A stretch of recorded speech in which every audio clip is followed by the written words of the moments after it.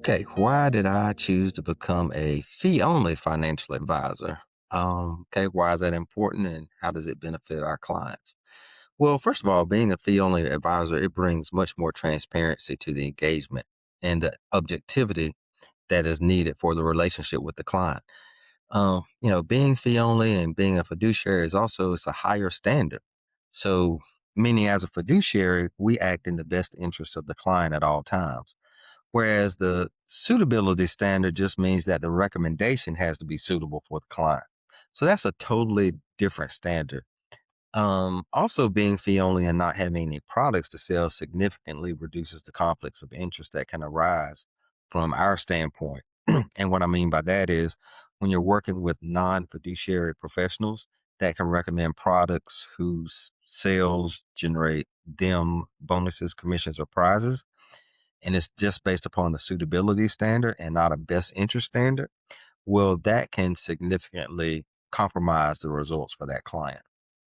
So, for instance, NAPFA estimates that non fiduciary advice costs investors up to $17 billion a year.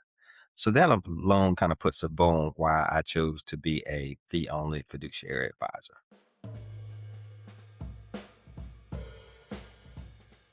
Why do I think a plan should come before an investment strategy? Well, that's a simple one. We just take the example.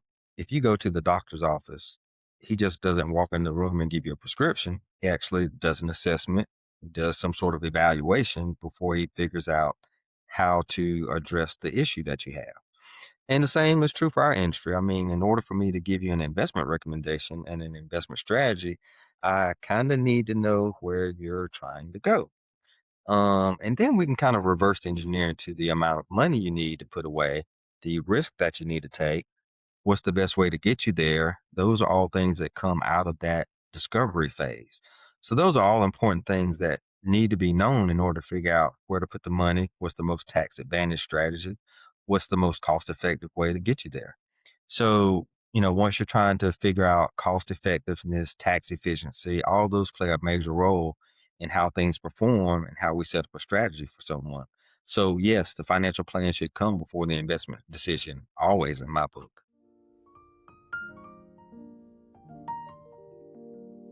Have I had a aha moment in financial services? Absolutely. So, I was talking with a wholesaler one day, and I kind of asked him if he were in my shoes, would he go independent? This was when I was with the broker, my last broker dealer. And he said, absolutely, without hesitation. I kind of asked him why. He said, well, Marcus, we end up picking a lot of the investments you all can see. The broker dealer actually picks those for you guys, and they kind of lead to different outcomes. It's kind of the way he put it. So I did a little bit of digging and looked into one of the platforms that I was using at the time, InvestNet, and did a little research and said if I were to go fee only out on my own as an independent advisor, what does that look like? So sure enough, the last broker dealer was charging twice what the independent firm would have been charging for me to use that platform. And right then I knew with just a little bit of math that, hey, I can actually leave this broker dealer, reduce my fees, and actually my clients are going to have a better experience and better outcomes because we're able to reduce that fee and get rid of that other layer of monies that are going to upper management, shall we say.